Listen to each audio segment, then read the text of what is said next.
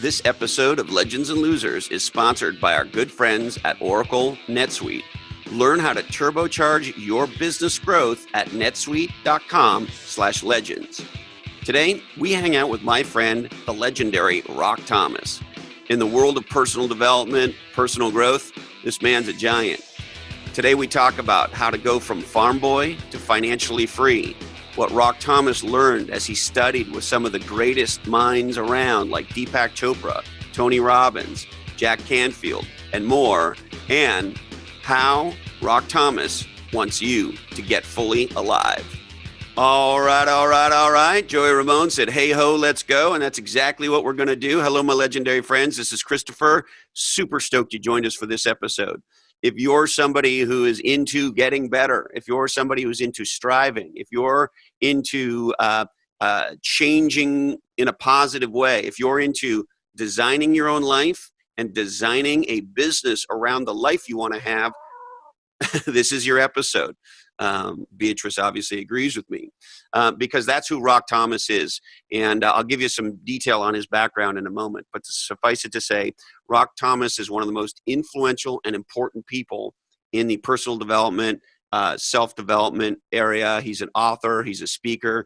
He's an entrepreneur. He's a real estate mogul of sorts. And he's a fellow Montrealer. I was born and raised in Montreal. And he and I share a hairdo, although I have to admit, Rock Thomas is way better looking than I am. But other than that, we sort of look like we could be brothers. And most importantly, his own story and the work that he does today is not only inspirational, but I think you'll find some seriously practical insights into how to design a legendary business and a legendary life, which, if you're a regular listener, you know is right at the heart of our mission here on Legends and Losers. Now, we are experiencing a global takedown in entrepreneurship. It's a giant bummer. According to some research, we're at the lowest level of recorded entrepreneurship in the United States. And according to the U.S. Small Business Administration, companies with 500 employees or less, which is what they define as a small business, generate 62% of all of the new job growth. And so entrepreneurs are the people in a very real way who build our world.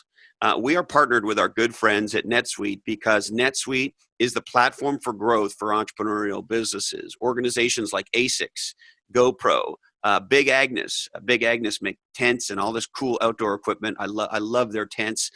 Blue Microphones and Free Flow Wines. What a great name. Free Flow Wine. Who doesn't like that? Are all customers of NetSuite. And that's because NetSuite is the platform for growth for your accounting, manufacturing, distribution, and commerce applications. It's a complete business management system in the cloud for every aspect of your business. So you can stop doing stuff that used to, you can stop doing the stuff that doesn't work in your business, re-engineer, and automate in the cloud. And every business battles with growth, either driving more growth or managing growth. And so NetSuite is the platform for growth. If you go to netsuite.com/legends right now, you can book a time to meet with a NetSuite growth expert. And they'll spend an hour with you going through certain areas of your business, talking about potential bottlenecks, looking at manual processes and opportunities for automation, and how you can use NetSuite cloud technology to turbocharge your company. So to set up a free growth session, a jam session with a growth expert in your industry, go to netsuite.com/legends today. Now, my good friend Rock Thomas. Rock, like me, comes from very humble beginnings, although he grew up in a farm setting outside of Montreal, Canada. He became a self-made millionaire, running several successful businesses and 6 award-winning RE/MAX franchises in the real estate area. After achieving epic financial success on the personal side, he was showered with awards and accolades and so forth. And that's really when he started to embark on a quest for personal growth. Money's great, but he really wanted to understand about life and about how he could design a legendary life. And he thought, why not study with some of the most acclaimed teachers in the world? And so he spent time traveling around the world. He's one of Tony Robbins' top trainers around the world. He spent time studying with Deepak Chopra, John Gray, Dr. Wayne Dyer before he died. I don't know if you know Dr. Wayne Dyer, but his work is amazing. I highly recommend it. And Rock also studied with the legendary Stephen Covey. And so when he went on this mission for personal development, he got very serious. As a result, he wanted to take those learnings and share them with other people. So independent of being a successful real estate guy, today he's a coach, speaker, and an author. His most recent book, I love this title, Your Epic Life Blueprint. That's Beatrice the dinosaur, and she's chiming in. She's sitting on my lap, one of my hens. So his recent book is called Your Epic Life Blueprint. Quit the rat race and create a happier life. It also reminds me of one of my favorite quotes from Lily Tomlin, who said, "The trouble with the rat race is even if you win, you're still a rat." Yeah. Now you can find Rock on the World Wide Web at rockthomas.com. And he's an amazing guy. This is an incredible conversation. Here he is, my friend, the legendary Rock Thomas. And you've been playing with Tony Robbins for a long time, haven't you? Yeah, since 2001. I think I've done about 65 events. I've lost count. Wow. And what do you have, like an official designation, or are you train for him, or do they have some lofty title, Poobah, Sensei, Master, or I don't know what for you? It's a very non-lofty title, and it's more about being close to Tony. He practices some of his new content on us. We're called trainers. There's about 110 of us in the world, and at each event, he'll have a bunch of us show up so that we can support him. Kind of like facilitators, mini facilitators, lubricants when people, blip out, freak out. Lubricants. Yeah. Are you a lubricator? Easy now, down, Chris, down. Hey, you said lubricants. I don't know. Okay, I see. I got to be careful with my words. Got it.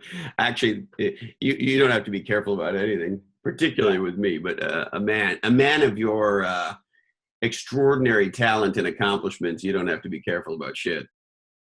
Well, it's just, I go once or twice a year just to kind of stay with, it's another tribe for me. All my trainers, what they're doing. We do some business together. We hang out. We check in with each other. And then we see where Tony's taking the world and all his stuff. So it's kind of cool to be close to him and watch how he's bending reality. Yeah, he definitely is a reality bender, isn't he? Yeah, he's just so committed to his cause that you can't help but admire his discipline, work ethic, and his passion for life, and get affected by it. As we all know, we're affected by the people that we're around. Yeah. Well, that's very cool. Other than that, it doesn't sound like you got much going on. Oh yeah, no, nothing at all. Just taking a foray into Bitcoin a little bit. Have you gotten caught up in that yet? Oh, wow. I have not. What are you doing with Bitcoin? So I've purchased some of it based on some advice. Some people around me made $35,000 in the last month off of about $60,000. And that's cashed money. It's not like, one day, hopefully it'll come through. So they actually monetized it and turned Bitcoin into, and I know I'll piss off Bitcoin people, but turned it into real money. Exactly. And then I'm starting to have some conversations with some people. So I don't know if you know Daniel Chang, but he's an M1 guy who is starting now. What they do is do you know how it works at all, Bitcoin? I mean, at a high level I do, but tell me what you're going to tell me. So they take a computer and it mines for the Bitcoin, has some fancy program, and then they get the Bitcoin, and whoever mines it gets a commission to sell it to a guy like me. So Daniel, being a techie guy, has figured out how to do that and has a software that, kind of like Priceline.com, mines for many, many different coins. And he's been approached by some investors, and they're right now investing millions of dollars in his software. And it looks like they're going to have a warehouse in Seattle, and they're going to be putting in 100,000 servers and yada, yada, yada. So it's like there's some big shit going on. I don't know whether it's going to be a complete, flake, or whether it's going to be the next gold rush. But I decided to dip my toe in the pool and kind of start to get educated and at least put a little money in it. I think that sounds like fun. Why not? I know many others who are doing the same. The thing I don't understand about it is are, if you will, are regular, regular. Yeah. You ever notice how Americans, for whatever reason, they stopped saying regular and now they say regular? That's true. Anyway, our regular monetary system, of course, has guardrails and backstops and the like, right? So there can't be a run on the banks, and if Wall Street goes mental, then there's certain safety measures that are put in place to stop trading and so forth and so on, to protect, if you will, for lack of a better description, the quote unquote integrity of our global monetary system. And the thing that I don't understand about Bitcoin, and maybe you can tell me, but I don't know of an equivalent system. So in other words, if there was a run on Bitcoin and it started to slide down, very, very rapidly, to the best of my knowledge, there are no similar guardrails in place. Has that been fixed yet, or do you know? Or I think every day it's being tweaked and it's becoming more and more guardrails are being put up. But honestly, the beauty is that this is the gold rush. I don't actually fucking know. So yeah. I've put some money into it that I can afford to lose, and we'll see what happens. But I'm trying to put a mastermind together to get more and more educated. But this is, like I said, this is a time when my 50 grand could turn into 5 million, or I could lose it. So as I get educated, at least I'm in the game. And while I get educated, I'll decide to either jump out or to go deeper in, and I'll keep you posted. Yeah, I'd be curious, and I have other friends who are playing with it and doing like similar trading, and I guess you call it investing. Sounds very speculative to me, but I guess everything is. I mean, more like gambling at this point. Yeah, and I'm not sure that buying Berkshire Hathaway stock isn't gambling either. So yeah, to a degree it is. To a degree it is, for sure. Yeah. So what do you invest in? That's a great question. So I got a guy, and that guy does stuff. He invests for me. I'm not somebody who, I used to sort of try to play at that stuff. And here's what I discovered. I have a legendary accountant named Greg Finley in Silicon Valley. And Greg's the only reason I have any money. And years ago, he said to me, look, all this trading in the stock market to try to make money is bullshit. If you look at it over a 10-year period, and his specialty is kind of technology executives with stock options, which I used to be. But anyway, now I have no options. But what he said is, over any 10-year period, if you net 5% after tax and fees, you've done well. And so kind of playing around to try to do anything better than that is just stupid. And so I've just tried to work with some investment professionals to try to get to, on balance over a decade, 5% over net taxes and fees. So I'm not trying to swing for the fences. And the other way I look at it is, some people here in Silicon Valley call it a barbell strategy. I made the vast majority of my money from owning stock options in high growth technology companies, which I converted into cash. And that became what, today is my nest egg. And so today I'm in relatively conservative things. I'm not trying to make a ton of money on that side. And, I still hold stock in a bunch of these pre-IPO technology companies.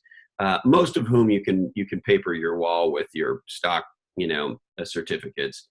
And so some people, long story longer, some people call that a barbell strategy, conservative in the market and sort of, swinging for the fences with a bunch of startups. So if somebody told you that somebody was making 45% in the stock market for the last 5 years, would you believe them? I guess it would depend on who told me. A lot of people, I was going to use a tougher word like lie, but let's say exaggerate their returns at a cocktail party. if somebody was legitimately making 45% net of tax, or just forget taxes and fees, but before taxes and fees, and sort of consistently figured out a way to do that, yeah, I'd be interested in that, of course. So you know Mark Yegi? I don't. So he's one of the co-founders of Go Abundance that isn't around much. Huh. Yeah, I should know him if he was been Right. in the founding team. He's a little bit of the black sheep because David Osborne doesn't really believe in the stock market. And him and David have had kind of different opposing views on that. And he's not a warrior like you and I are, who will, you know, there's fight and flight. And then there's people like you and me that are fight and fight. Yeah, I'm just fight and more fight and more fight to my detriment sometimes. Totally. However, Mark, kind of challenged by David, sort of just has pulled back a little bit. If you're in Steamboat, you'll see him. But he's run a hedge fund for the last 5 years, officially documented for the last 3, I believe, averaging 45%. And this year, he's done incredibly well. I wouldn't even tell you how much because you won't believe it, because I don't think your brain will explode if I tell you. But I'm invested in him, and we do very, very well. So that's something that, you know, I could send you the reports on it. You can watch it until your believability maybe sinks in. It may take a few years, but there's a few Go Abundance guys in it, and a lot of guys that are like, fuck, I should have gone in it last year. But it's an anomaly because Mark's a freak. He's one of those guys that reads 5 hours a day and has been doing it for 38 years. And I hold him emotionally accountable as his emotional coach. So when you got that high IQ or emotional Q, then he can't break his rules. So yeah, it does happen. I see it, but I totally get, because most people I tell, they be like, oh no, wait this bubble, man. You can't go on forever. And I go, yeah, well, a broken clock is right twice a day also. Yeah, well, of course. Yeah, I wonder about the stock market right now. I mean, the thing I'm looking for is when is somebody really smart going to call the top, and what's going to be the cause of the top? Because obviously redwoods don't grow to infinity. So, something's up here. Yeah, for sure. The beauty, though, with Mark is he doesn't care about the top. He's what you call a trend trader. So he makes money on the way up and on the way down. Yeah. So in other words, he'll short stock as well. Yeah. Yeah. I've had my ass handed to me by a lot of those hedge fund guys in the past. And they tend to charge, I don't know about Mark, but they tend to charge gigantic fees. So Mark is cool. What Mark does is he charges you absolutely nothing until he makes you money. Well, now that's a business model I can get behind. Now, what does he charge you when he makes you money? 25% of whatever he makes you. Yeah, there's a hedge fund fee for you, but he doesn't take 1% as a management fee or any of that. Zero, because he doesn't believe in that. He goes, look, if I can't make you money, why should I make money off of the hard-earned capital you fucking made? Well, and that's a philosophy that I really agree with. I was with a certain investor and a certain investment firm who, I don't want to throw under the bus because they're nice people, but no matter what, all they ever fucking did was make me 3%. Like, it didn't matter what happened. And, I finally said to the guy, I said, hey, look, I had to deliver fucking newspapers to make this money. Right. I worked my balls off to make this happen. And, I'm a retired guy on a fixed income. And you're literally fucking with my ability to be retired by not doing what you're supposed to be doing. And I said, the really fucked up thing is you make money anyway. Exactly. And so, you're fired and go fuck yourself. And I hired a new guy. And luckily, the new guy is killing it. So, that's good. But he ain't killing it 45%.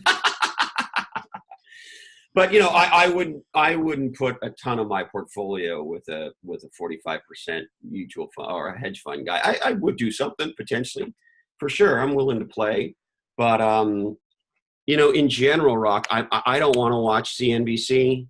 I think Jim Cramer is an asshole. He's entertainment. That's all he is. Yeah, I don't find him entertaining. I just think he's an asshole. I don't know what, what the Dow closed out on yesterday or Friday or what. I mean, I pay a little bit of attention, but I'm not like one of these people who's always sort of, looking at their portfolio and all that shit. I want to not think about it. I want to go surfing. I want to do legends and losers. And I just want to know that what took me 30 years to build is growing, appropriately and is not getting fucked up. How about this? Why don't you get Mark on your podcast and talk about it? Because it's an interesting subject and he's about the smartest guy I know on it. And then you can have that experience, and I'm sure your listeners would be fascinated by it as well. What do you think? Sorry, I just realized like an idiot I didn't turn my power on. So, or I didn't have my power. This is who the fuck organized this for this early in the morning? Fuck. But that must, geez. Hey, Dandy Candy, what are you trying to fucking do to me over here? It's early in the West Coast. But I digress. I love her dearly. Yeah, I'd love to, particularly if he's got a breakthrough approach and he's willing to share it. We're not, as you know, Legends and Losers isn't really how to make money, get rich kind of a show. But that said, everybody's always trying to figure out a way to make a little bit of extra cake. Yeah, he's a pilot and a pianist. He's got some cool different things. So you could talk about anything and everything, but that's another conversation. If are you coming to Steamboat? Pianist is a funny word too, isn't it? Pianist. Yeah. Yes, I know. It's kind of an unfortunate word, pianist.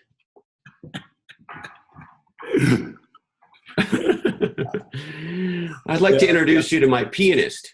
I don't know. That was an unfortunate word. I'm planning on being in Steamboat. I am. Yeah. All right. Well, I'll introduce you to him, and that would be a fun way to fun way to meet. So you spent most of your before you became the guru that we know today, the man of transformation and personal optimization, and you'll tell me what are the right words to describe your rockness. By the way, you have the greatest name in history. You know that, right? Yeah. Well, when you get the worst name, you just make your own name up. So I assume Rock was a nickname. Yes. But it's a reasonably popular nickname in French Canada, is it not?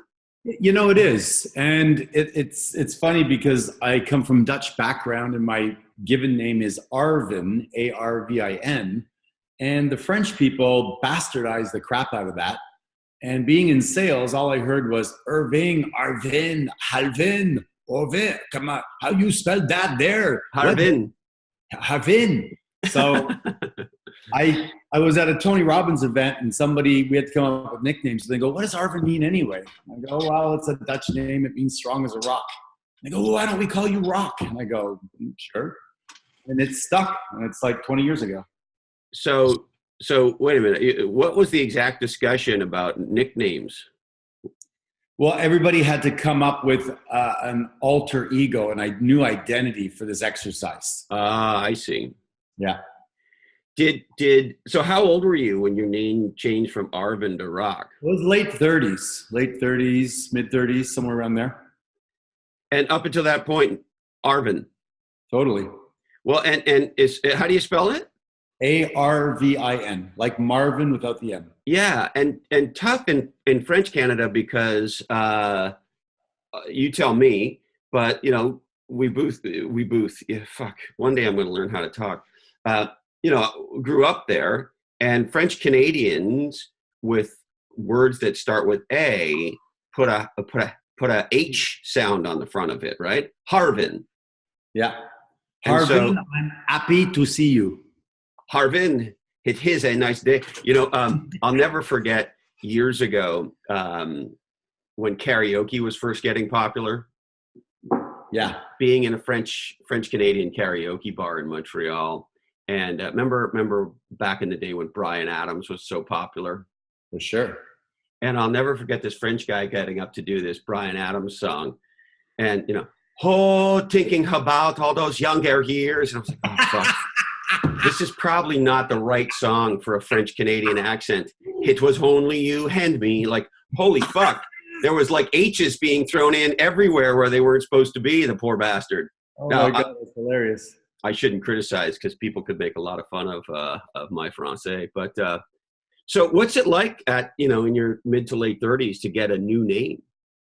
It was actually great. I mean, initially, the interesting thing is one of the things my first book that I wrote is called The Power of Your Identity. The words that follow I am follow you. And I realized that my relationship to my name became actually negative because I had to explain it, spell it. It was wrong. I'd go in a foursome with three other guys. And after the second hole, my name was Hey Guy, not Arvin, because they couldn't remember it, couldn't pronounce it. So Arvin Monesti. Yeah, Monestino.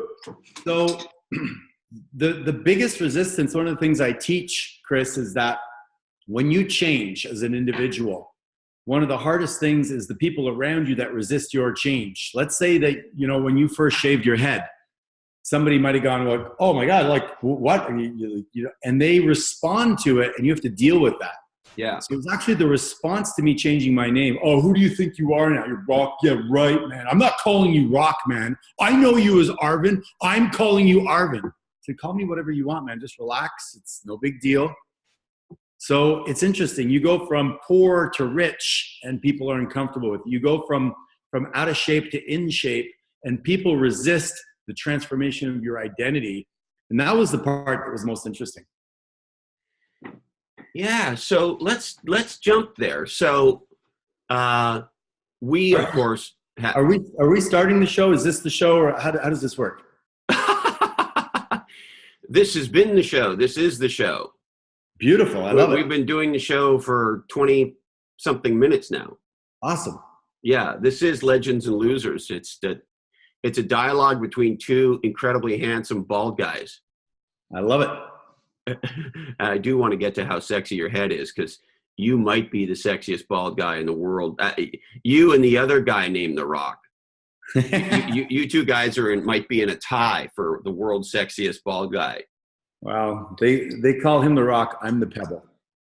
Yeah, well, I think he's The Rock. I think you're just Rock. Okay, that's good. I like that. That. Nobody's ever said that before. I'll go with that. Yeah. And so, I've been fascinated about identity for a long time because at least the way it knits together in my head, and you tell me how you think about it, is I will forever be fascinated with the moments of truth in people's lives where we face a decision and what we do in those moments. So for example, our friend Will Little, he was incredibly gracious to come on Legends and Losers. And when he's 19, he makes a horrible decision when he's in a gunfight and he ends up killing somebody, right?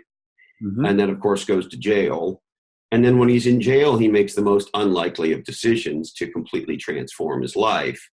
And, on a scale of 0 to 100, my friend Bix Bixen said that what Will did was, in terms of difficulty, was 100, to be sitting alone in a jail cell and to decide that you were going to, to use Will's words, rehumanize himself, and then to do the work and read what he read and work on himself and, do that essentially by himself in a prison cell. It is a difficulty 100 thing. Anyway, long story longer, I'm continuously fascinated by the moments of truth, the decisions we make in those moments, and then how that changes who we are.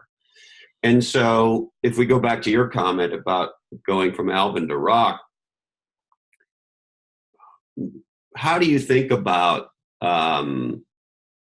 sort of your decision to transform, to change, and accept yourself in whatever new recasting of your identity that's going on, and that level of difficulty with the level of difficulty, to your point, of your friends, your family, and the world maybe not accepting you in this new identity? Yeah, I mean, great question. The thing that I learned is that we all have an inner relationship with ourself, and then that's broadcast out to the world. I'll give you an example. When I was really young, I had a lot of acne, and my brothers and sisters used to call me pizza face. And I internalized that, and I kept on looking in the mirror when I would wake up as a young kid, a teenager, see if there was a new zit on my face, focus on it, feel terrible, and then afraid to go out in the world because people were going to laugh at me. So what I did was I would tell my parents I was sick, and I would stay home. And then I became even more nervous to go to school because now I was behind. And I'm going to tell you that the combination of feeling ugly and stupid is not one I recommend. And that's what I felt. And then later in years, I started. So I hate to interrupt you, but you had a relationship with yourself, Rock, that Alvin was ugly and stupid. That's who you were as a kid for yourself. Right. And we all have that inner voice that we keep on talking to ourselves about how we feel about ourselves, you know, the stuff we messed up on, the stuff that we're going to do, how we're going to show up. We feel like we're inappropriate, we're too strong, we're too small, we're too big, I can't make the football team, I can't ask that girl out on a date. We have all that going on. So what happened later in my life is I realized that I actually could change that record. I didn't know it. I just thought that thoughts I had to deal with. But you can actually, like there's 1,000, channels on cable, what have you. You subscribe to 100. There's 900 other ones that are still playing, whether you subscribe to them or not. So I decided to dial into some new channels I didn't know were there based on things I'd learned with personal development. And I went from pizza face, and I modeled somebody I respected. You know this guy, Clint Eastwood. Kind of cool guy, right? I think Clint was, up until the thing where he talked to the chair at the RNC, that was completely bizarre. But let's forget that happened. Right. And I don't give a shit. I don't give a shit about his politics, by the way.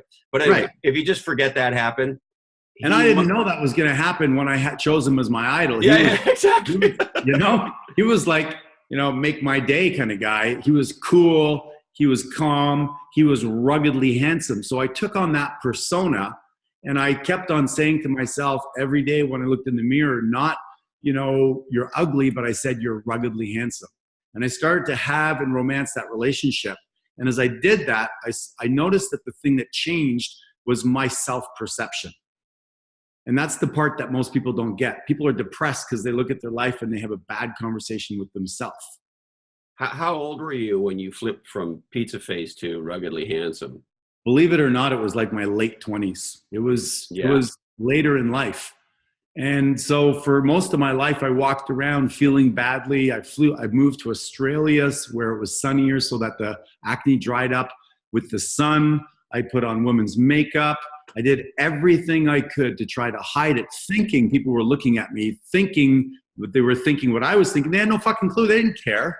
It probably even made them feel better looking at me and going, oh, he's not perfect. You know what I mean?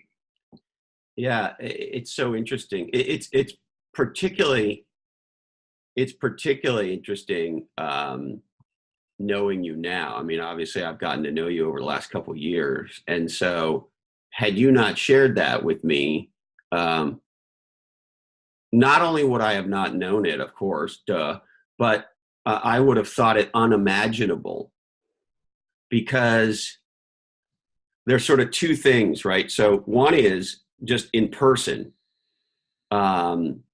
There's just no question you're a fucking handsome guy. I mean, you're a very fucking handsome guy. Like I'd be stunned. I'm, what do I know? But, I'm a straight dude. But I gotta believe that men and women think you're an incredibly handsome guy. There's no question about that. Well, it's funny, Chris, my son just won a competition last week for sexiest man in Montreal. They had a competition on the local radio show, and he just won it, beat out a whole bunch of people, which was kind of funny. But they were asked him, what represents sexy? And of course, cliche, it's what's on the inside. But obviously, you and I, we like to take care of our bodies. Your body is the one vehicle you have for your soul. So that's one piece to it. But I think the other thing is that whole conversation I was talking about before that you have with yourself. And it's not cliche. Do I love myself? There's times I don't. There's times I don't like myself. There's times I still make stupid decisions. I can't believe with everything I know I still make. I'm like, are you fucking kidding me? Come on. But we fucking know better than this. Yes. Fuck. Haven't we learned anything yet? Right. For the love of love. I know. Like, really already. So all that happens. But at the end of the day, that conversation, I think, that you start to have with yourself, where you appreciate the ups, the downs, the ins, the outs, the stupidness. If you can really appreciate yourself when you show up in a place, people get, I always said that I think a charming person is somebody who is comfortable being themselves. And I'm not there yet, but. How can you say you're not there yet, Rock? I mean, well, I was making some notes in advance of our dialogue today. And, one of the things I really wanted to share with you is, well, you and I have had many interactions over several years. We've never really sat down to have this kind of a conversation. Right. But the weird thing is, not that I haven't wanted to, I have. But as I thought about, well, why? It's weird, this guy's from Montreal, and we clearly have similar values and similar hairdos, the whole thing, right? Like, and what the aha that I had was, and this is going to sound crazy, I haven't needed to, because my experience of my relationship with you, Rock, and this is going to sound completely crazy, is we sort of started, if you sort of say rounding all the bases is kind of getting to a level of connection and intimacy, if we could just use that as a metaphor for a sec, I felt like I sort of started on third base. You know what I mean? Yes. Right. Like I the minute I met you, I was like, oh, I know who this guy is. And then I hear about your background and all. I'm like, yeah, of course. Yeah. I get who the guy is. It's like they say in the movies, it's our souls seeing the counterpart in each other. Well, a little bit. I know it sounds corny, but it's a lot like when I met Tim Rode. It's like I met him on a chairlift, and I was like, "Oh, yes, I know you. You're part of my family. I know." And that's kind of my experience of you. And so anyway, long story even longer. You just come across, Rock, as so warm, right? And so loving and gentle, and yet you're a physically big man with big shoulders and clearly an athletic build, and very, very strong. And given the background that you've had, the incredible real estate success you had, and then all the stuff you've done in the area of personal development and personal growth and all of that, you could easily be kind of macho about it. You could easily be a character. And particularly with your nickname and all that. And yet you're the opposite of that. And it's interesting. I'm going to tell you my side of the story, why I think we haven't sat down is I looked at you and I was a little intimidated by you. It's like you're super smart. You did what I would have liked to have done, which is to go from Montreal to kind of probably the hardest place in the world to really make it. You're incredibly intelligent. You're quick with your wit, and those are all things I admire, that I feel that I still have growth. And I just thought, if I sit down with him, I don't know if I could pitch and catch with him. And I think honestly, that's the reason you and I haven't sat down from my perspective. That's pure insanity to me. I never had any, like, for whatever it's worth, Rock, I never had any experience of you that way, or that I would be that way for you. That blows my mind. Well, it's all made up in my head, right? When I grew up, I was the youngest of 7 brothers and sisters, and I always got the hand-me-downs, and whenever I tried to speak, there was no room. I was at the back of the car, I was at the back of the line, I was at the back of the toothpaste. And then when I went to speak at the dinner table, it came out awkward. They'd all laugh at me, and I stopped speaking. And for many, many years, I became incredibly the lost child. And then I think as an antidote to prove to my family that I'm not this stupid, ugly kid, I thought, what is a way I could prove that? Well, if I became a public speaker, well, who could deny that I have the ability to communicate? And I think that's one of the reasons I went down that path. Wow. Well, that's awesome. And listen, let me just tell you, if I did anything to make you feel unwelcome in a conversation with me, then, I want to apologize to you, because I got who you were very quickly. I had a pre-built relationship with you because of Tim Rode and everything he had shared with me about how awesome you were. I remember when you first came into the One Life Go Abundance world, how, incredibly enthusiastic Tim was about you because you were this big ding dong guy with this real estate background, which of course many of the people in that world have and had at the time, probably even disproportionately at that time. And as one of the chosen few in the Tony world, Tony doesn't even need a last name anymore, right? He's just Tony. Yeah. As one of the very, very few in the chosen Tony world, I remember how sort of blown away Timmy was that a guy at your level of work, if you will, the body of work that you have would be willing to come in and play with us and do all the things that you do. And so anyway, long story longer again, it never would have occurred to me that somebody at your level of personal success and somebody who my experience of you is one of being very grounded would ever have any of those kinds of feelings. And that's the beauty of being, I think, in the position I'm in today, is to be authentic and real about it. I think all of us have these thoughts that float up from our past, and sometimes you manage them well and sometimes you don't. Sometimes you're controlled by them. At the end of the day, I work through all of my thoughts and feelings and have a spectacular life. But that's just the response I had at the time. And that was nothing you did. It was my response to my impression of the conversation, all in the future that we might have. And what value could I add to this fucking brilliant guy? This guy is like, he's my fucking idol. He's the Mac Daddy. I watched you speak and communicate and move the audience. And I was moved myself. I still remember that first event we did in Lake Tahoe. And I thought, like, where's this guy from?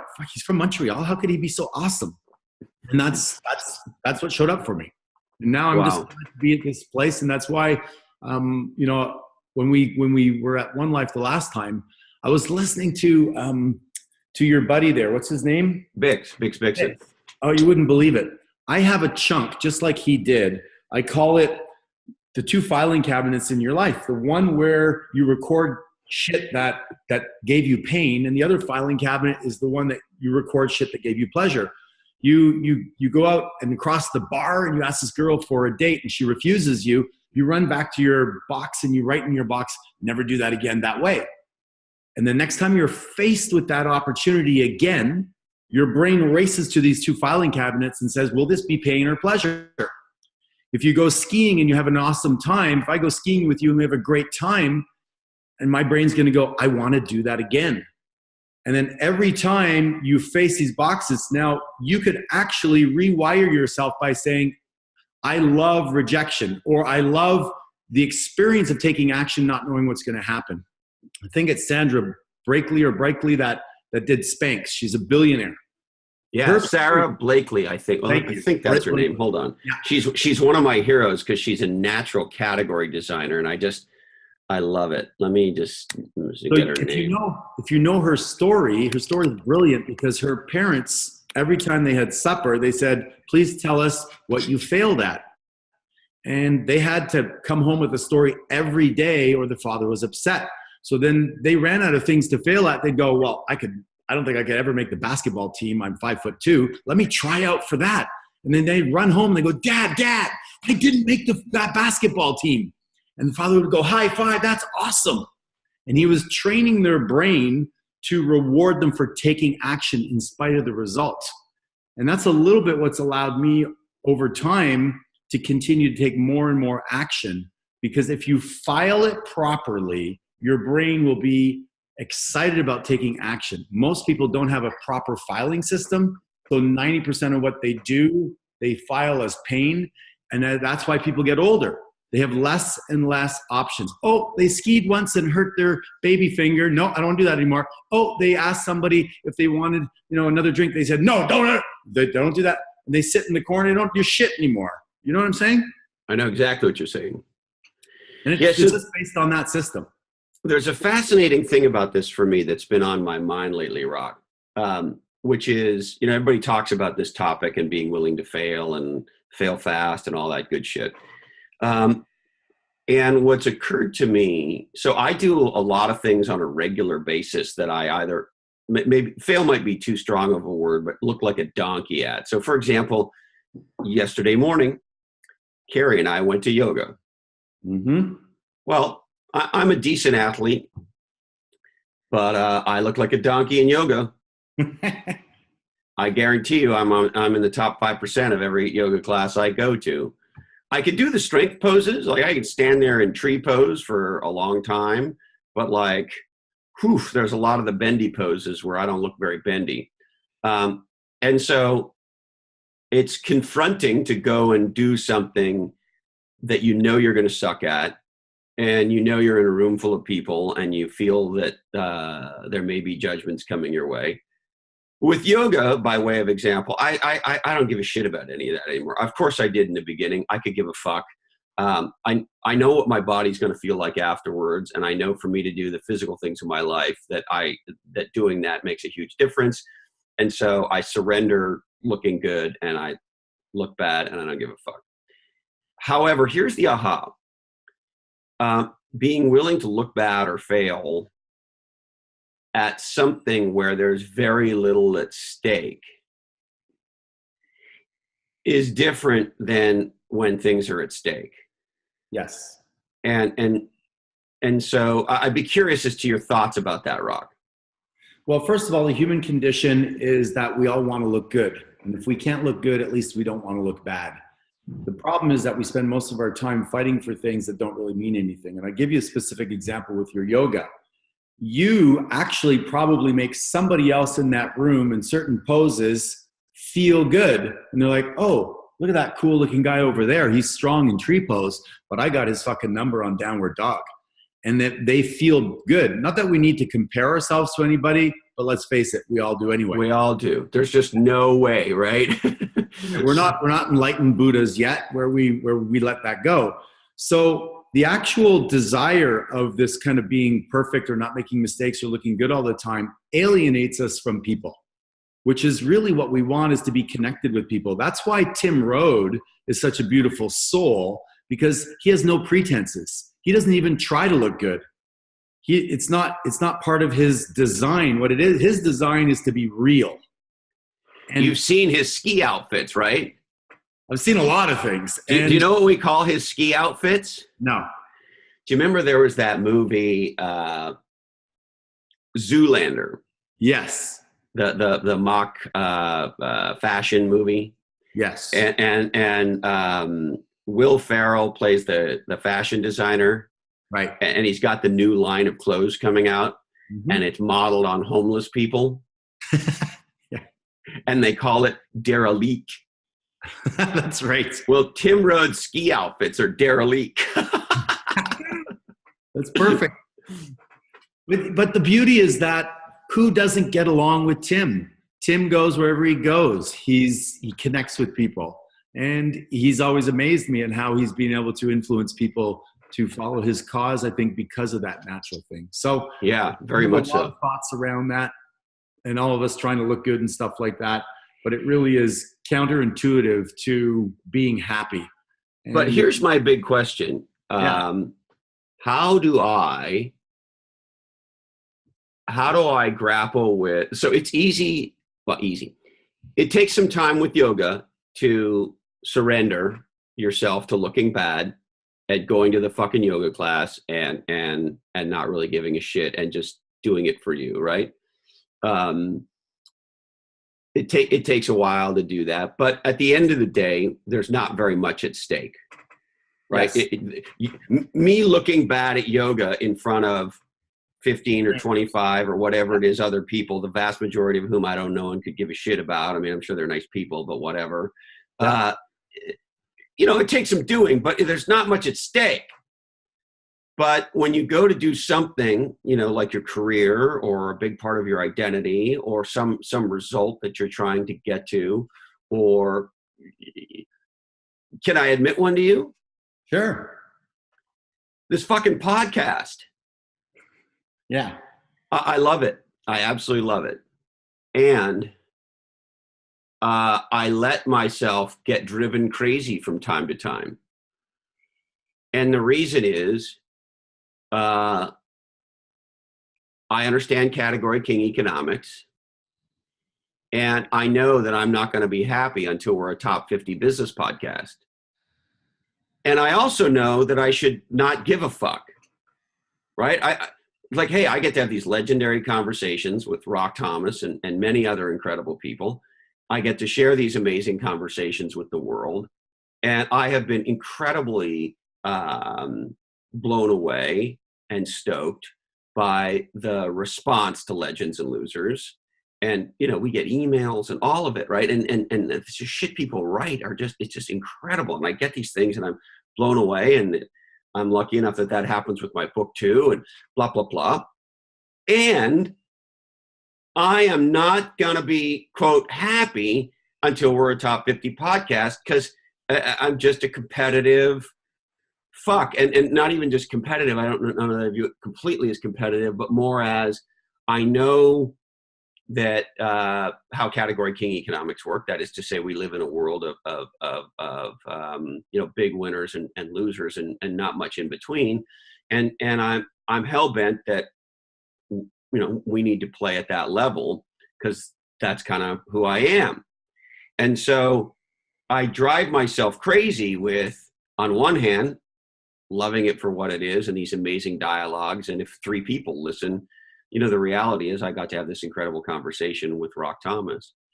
But at the same time, I'm committed to this gigantic result. And the lack of that result as fast as I think it should happen can make me absolutely batshit. So how do you juxtapose those things in your mind? So can I go PG on you? You could go PG or PG&E or FART or anything else you want to go. All right, PG, personal growth. So what happens is you just follow the trail. So let's follow the trail together. What will happen if your show is shit? Well, the first thing is I will be very disappointed and I will be angry at myself. Okay. And why will you be angry at yourself? Because I failed at something that mattered to me, and I failed at making the difference that I wanted to make using the vehicle that I wanted to make it in. Okay. And what happens when you fail at something that matters to you? It's a giant kick in the balls for me. I mean, when I have had big failures at things that really mattered to me in life, you know, I look back and depending on the thing, but there's a 6-month to year and a half healing process that when it's a big one, you know, like when I think about after the .com bubble blew up and Scient failed, it took me the better part of maybe not quite 2 years, but it took me a long time to put Humpty Dumpty back together again. Yeah. And that's just one example. You know, my divorce felt that way. And I could mention lots of other the failure of my first business, you know, lots of things. And so, A, the feeling of, oh, fuck, this might not go as it's happening. And then B, when it fails, I know myself, my emotional investment was huge or is huge. And I just know I'm going to spend a long time in the trough of fucking anger, pain, misery, and so forth. And I'm going to beat myself the fuck up for it. And I'm going to feel shitty. And I'm going to use all the techniques that I've learned doing all the personal growth things, the kinds of things that you and I have done. I will do those things and those things will help. But I just know that I've set myself up to feel like shit for some period of time until I can own the failure and move on. So what's the flip side of it? You get in the top 50. This is freaking legendary, literally legendary. People are talking about it all the time. Now what happens? I mean, the simple answer is I feel good because I'm making the difference that I want to make at the scale that I think I should be making it. And so I'm at that place in my life where making a difference is just a gigantic motivator. And then the other one is, you know, I think like a lot of people, I will feel good because I achieved my goal, right? There's a self-satisfaction that comes. Yes. So I don't know if you have this, but I have this every once in a while. I get a number. I go, oh, I got to add 10 salespeople to my team in the next 2 months or whatever. These random numbers that come to me, and they serve as an opportunity for me to create a goal, have the gap, so I need to work toward it. It motivates, it stimulates me. So you've chosen the top 50, but the reality is you can't really control that, can you? Well, say more. I think I can to some degree, but say more. Let's say that there's 51 people out there that do nothing but 24 hours a day, dedicate themselves to have the top podcast, and they will die for it, where you prefer to be really good at it, make a difference, but also ski and do some other things. Yeah. And look, I know it's a ridiculous conversation because it's just a pet project. There's no economic reason for this. When I find myself making myself crazy about this, I go like, what are you even talking about? Like, who gives a fuck? Go for a surf, which I actually do. Right. Yeah. And so my point is there are people out there with real goals that really matter for their livelihood, or they're trying to cure cancer, or they're working on, important shit. This is just a goal I set for myself because I want to be world class at the important things that I choose to do. So then the coach's hat in me would say the same thing I say to myself is, you're world class already, and the people that need to hear you will hear you. I have this M1 project. I've created 26 millionaires in the last 2 years. And of course I had to go, I'm going to create 1 million millionaires. It's not enough, 26. I want 1 million millionaires. And I'll never be happy until that happens. 1 million millionaires in 15 seconds or less, right? Right. And, they're whole life millionaires. They're not just a regular millionaire. They're people that don't give up their health or their relationships to become millionaires, because I am going to leave my legacy. I think at the end of the day is, do we need to achieve to be happy, or can we happily achieve? And if we do that, and every conversation is appreciated, every conversation is gold. You and I having this conversation today is the most important conversation I'm having right now, and how much can I appreciate it? That's my goal today. Can you say what you said at the beginning of that paragraph? Probably not. You said something like, can I be happy being... Oh, yeah. What was that line? Most people, I think, make the mistake of trying to achieve to be happy. When I'm in the top 50, I'll be happy. When I do this, I'll be happy. When I impact the number of people I should for the scale and for the knowledge I have, I'll be happy. How about happily achieving? How about your goal is to be in gratitude for this fucking life we have, for this amazing set you have, for the beautiful view I have right now, for our 2 beautiful bald heads, for the fact that you and I get to pitch and catch and stimulate each other and be in this place. How about massive happiness right now, and everything will just grow from that, irrespective of the result. Have the worst fucking podcast, and still Chris gets to be happy. Yeah, and the thing I love about that is, and this is something that took me a very, very, very long time, Rock. When I was a younger man, I often heard, as I'm sure you have, that, it's not about the destination, it's about the journey.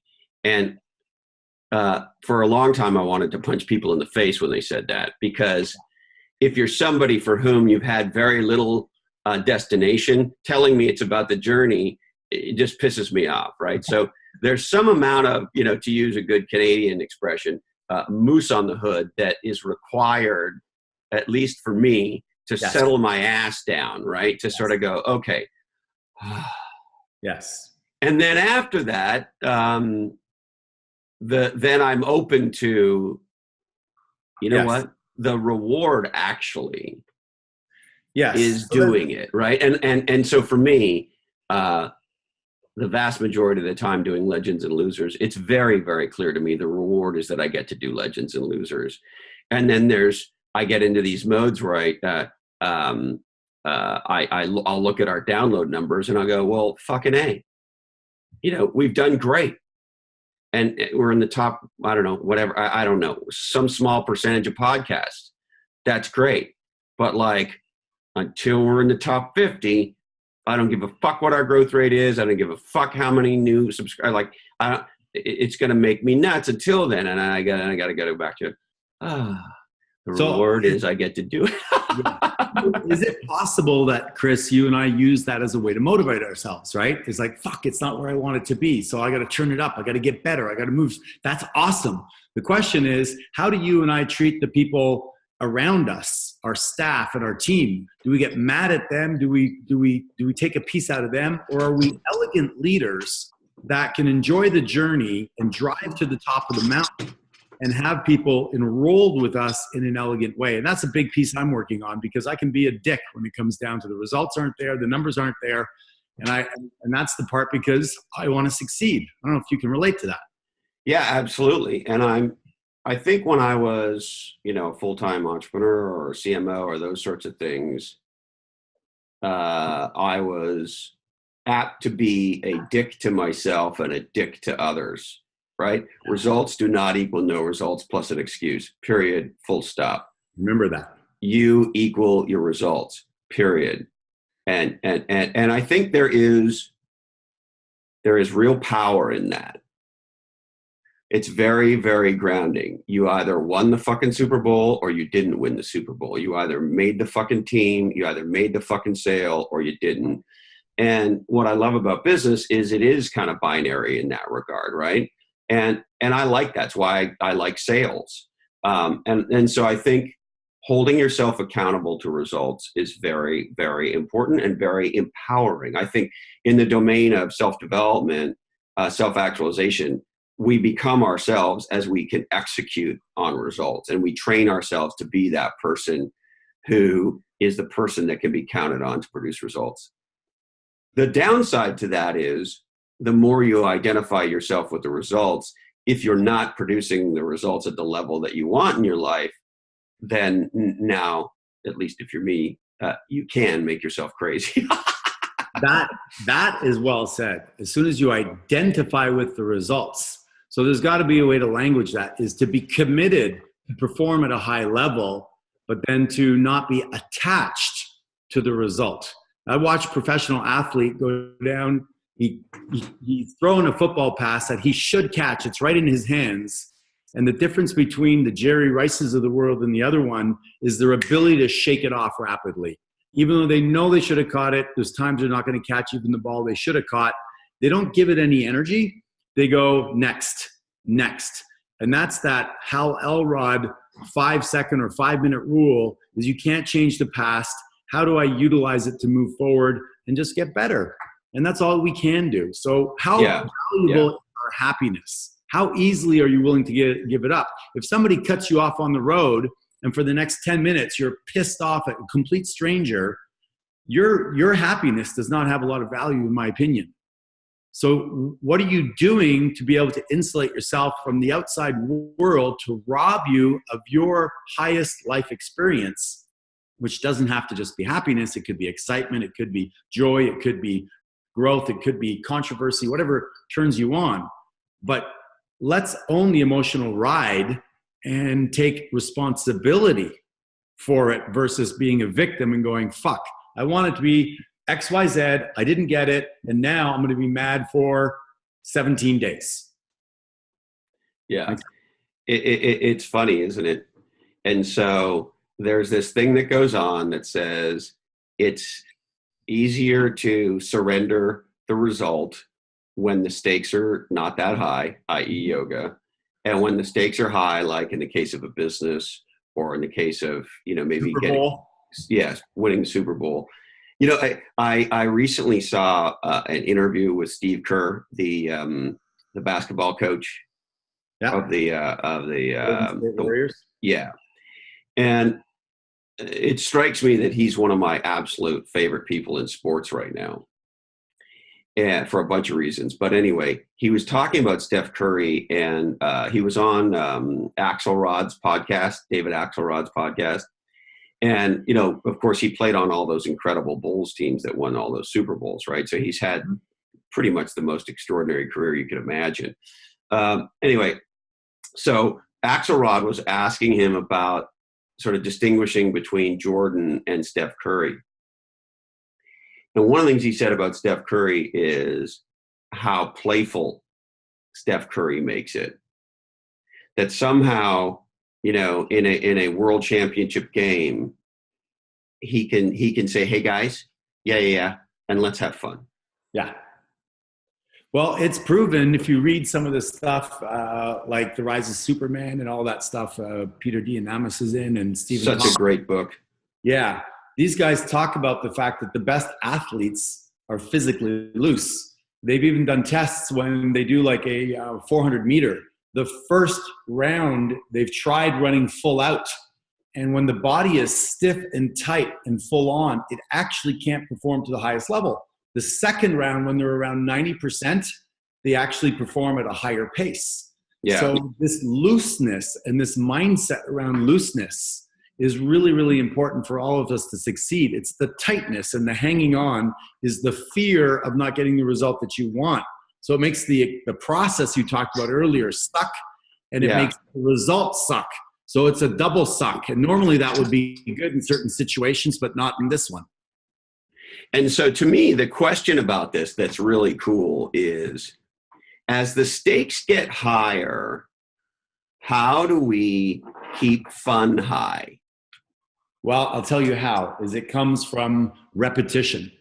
When you do repetition and you do it over and over again, whatever you're doing, and you prepare for the event, that event comes up, then you let it go. Most people don't prepare for greatness. So it shows up, they're not mentally prepared. But when you practice and practice and practice like Steph Curry does, when he gets into the heat of the moment, he goes, this is what I've lived for.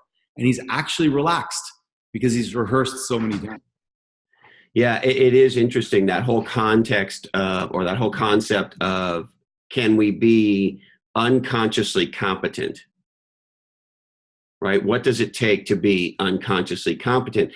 And when we're not worried about, do we have the skill set to play basketball or sink a 3-point shot with 2 seconds left on the clock or whatever it is, because we know we've got that, because we've trained ourselves for it. And then we can just say, you know what?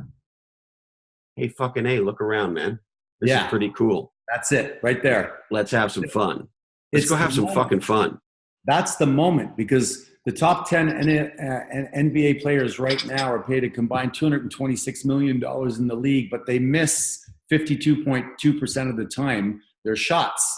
What they want is to have the shot at the shot. They want the moment. Right. They know half the time they're going to fucking miss it. They don't care. It's not about that, Chris. It's about having earned the right that somebody's going to pass you the ball with 3 seconds on the clock, and you are the fucking man, and you get to live with it. That's what it's about. And that's a discussion, Rock, I will never be done having. I know. How do we continually create a life where there's a lot at stake in what we're up to?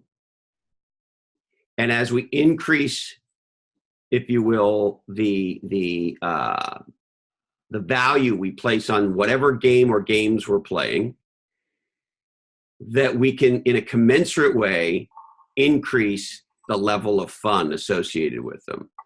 Yeah. So here we're going to go into neurology really quickly now. And I know I love neurology. It's my top 5 favorite topics.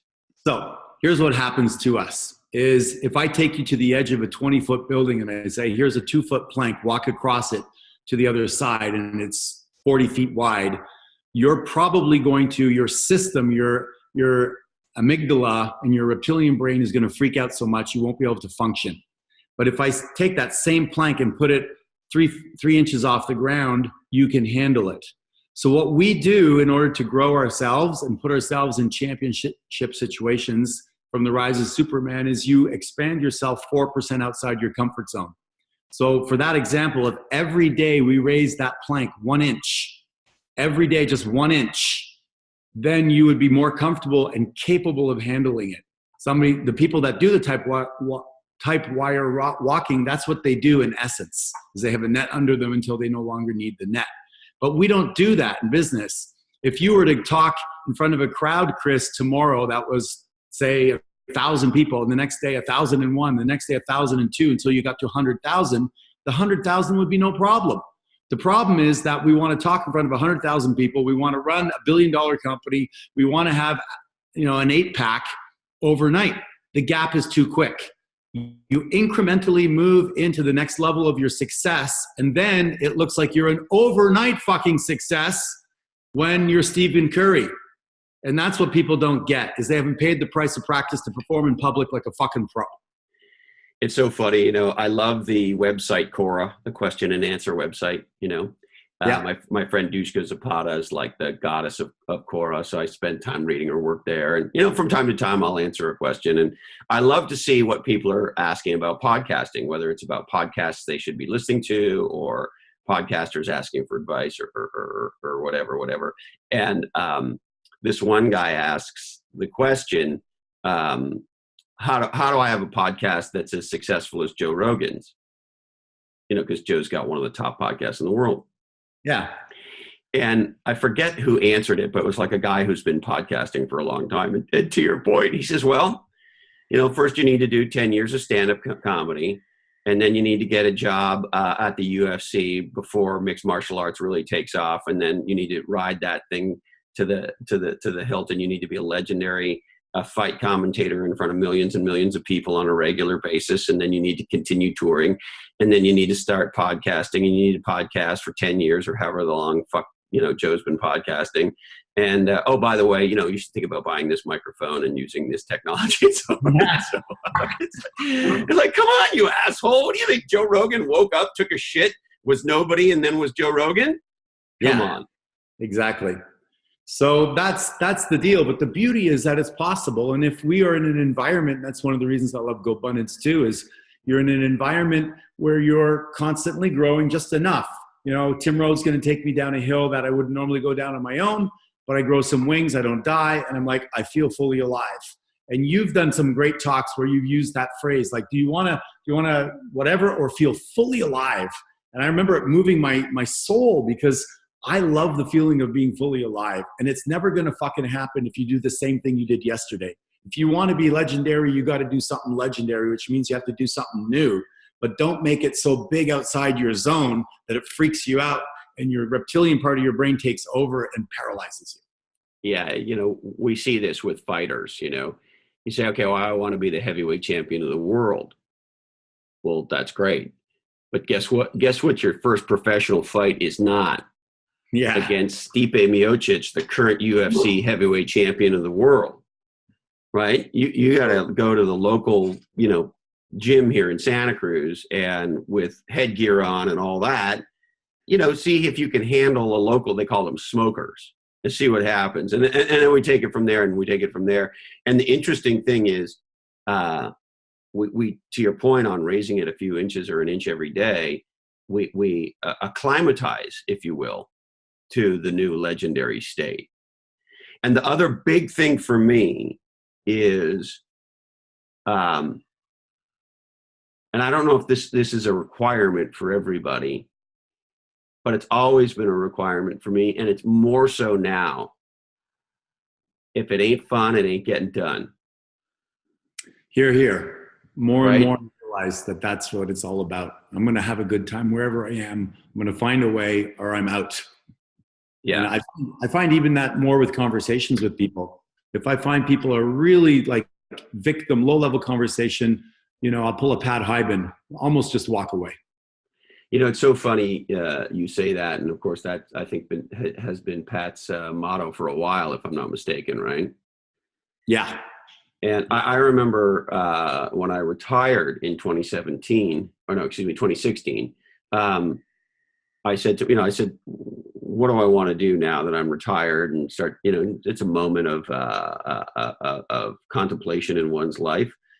And one of the things I said to myself, Rock, was, I am never going to be in a dumb conversation again. And my definition of a dumb conversation is a conversation that I shouldn't be in. Right. Yeah. And typically one where I'm not making a difference or not having fun. Yeah. Right. And so, but it's a weird thing to be in a conversation with somebody and go, hey, it's been great seeing you. I'm out of here. Yeah, totally. It's a hard thing to do, but you do develop a new muscle as to how to get out of a conversation that you think is a dumb conversation. Yeah. And the reason for it for me, go ahead. No, I was just going to say is, again, that's why when you surround yourself with great people, the chances of those dumb conversations drop dramatically. And that's one of the reasons GoBundance is a place where when you go there, you feel excited, you feel alive because it's one great conversation after the other. Yeah, this whole thread of we become who we hang out with is a very powerful idea. And I think it was your buddy Tony who said, your friends are your most important people, right? You become the 5 people you hang out with most. Yeah. We are a direct reflection of the people we are a direct reflection of the expectation of the peer group that we hang out with. Yeah, isn't that funny? And so to where we started, or one of the places we started, we have to have a peer group. We have to have a tribe that supports us in being whatever we say is legendary for us. Exactly. And it's amazing how many of us can fall into a group of people who support us in being who we were. Yes. Yeah. Well, that brings us back to the beginning of the conversation and the identity piece and all that. So, your friends are comfortable with your present, your mentors are comfortable with your future. So you got to find the mentors that are going to go. Say that again. Your friends are comfortable with your present. Your mentors are comfortable with your future. Yeah. So how do we let's assume we're playing a really big game and where we want to be, who we want to be in life is materially bigger, let's say, than who we are. What do you think that means about our friends versus our mentors? Well, I think that very simply is you broadcast what you're looking forward to moving toward. And if they don't reflect it, and what I say to people is they got to support, encourage, and challenge you. Support, encourage, and challenge you. So when you fall down, they're going to support you. They're going to encourage you because that's part of the game. You're going to miss 52.2% of the shots, even if you're the best on the planet. And then they're going to challenge you to refine, get better. And when you're around people like that, then you're going to move toward the best version of yourself. When people say, "Oh, Chris, careful, you might hurt yourself," or "Oh, you're not going to get into cryptocurrency, are you? Oh no, watch out. You could never get 45% return in the stock market. Whoa. If that's the conversation, then you don't have a chance to move forward because there are people out there that are getting 100% returns. There are people that are doing phenomenally well. You just want to get in on that conversation. And if that's not the conversation, then I want to move into a different room. Yeah, and it can be a challenge when they're your friends. They're your friends, they're your family. It can be really hard to do a from to with people you're very close to.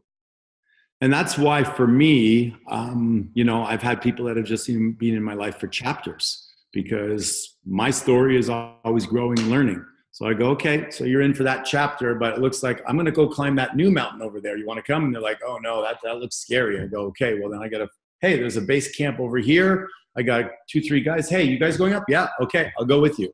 And you acquire new friends in different areas. And that's just been the evolution. I could always go and visit, the people I was in high school with, but at the end of the day, I'm not going to spend a lot of time with them. So this is a fascinating topic to me, having lived through this. And my mom said something to me years ago, and I think she read it online. I don't know where she got it, but and maybe you've heard this, that people come into your life for a reason, a season, or a lifetime. And the truth is we're not really sure until it all kind of plays out. Have you heard that? Yes. Yes.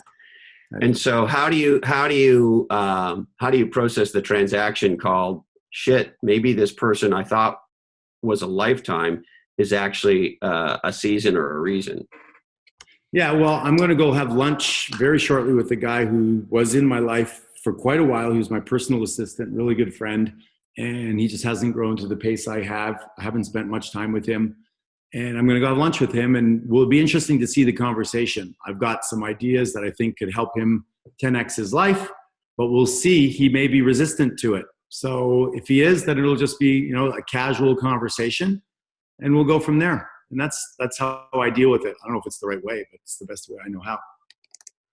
Yeah, it's very healthy, and I think it's a very powerful thing to be aware of, that as we make the next jump in our life, that some of the people in our life, even people we love that we're close to, may not make it with us.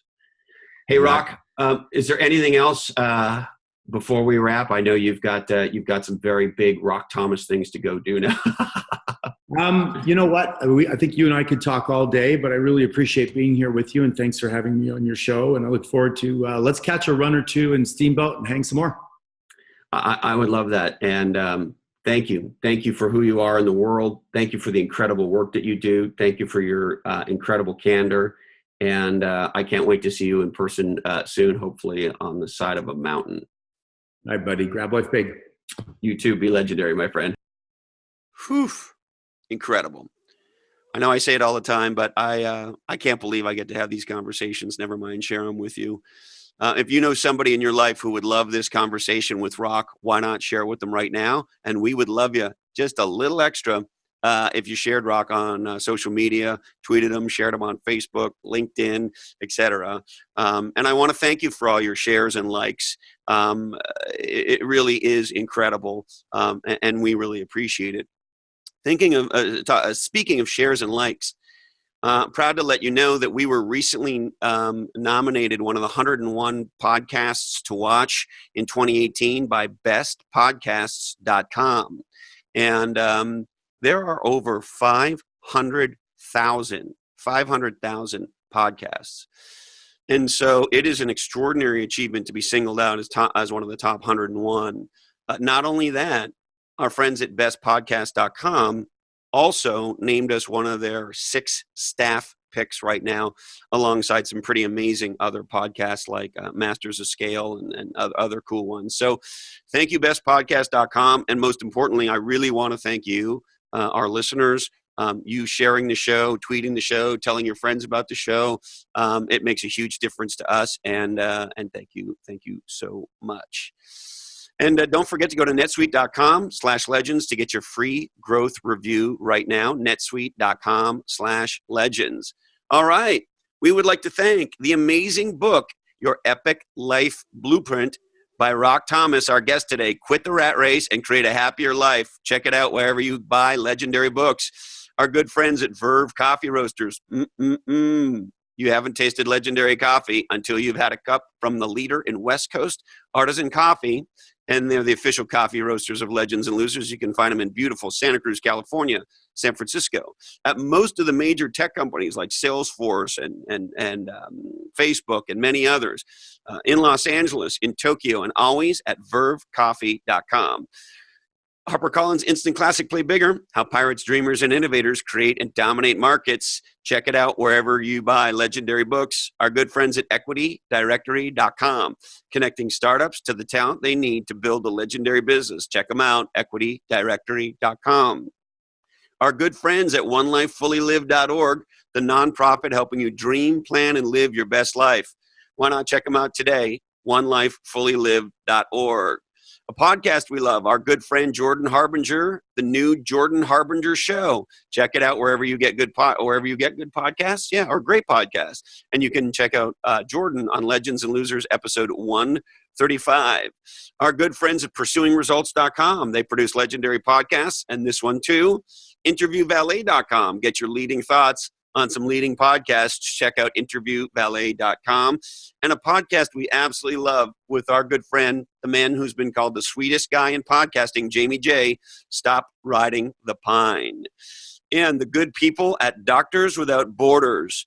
They do amazing work in some of the most challenging places on planet Earth. You make a donation, they make a difference. Médecins Sans Frontières. Check out doctorswithoutborders.org.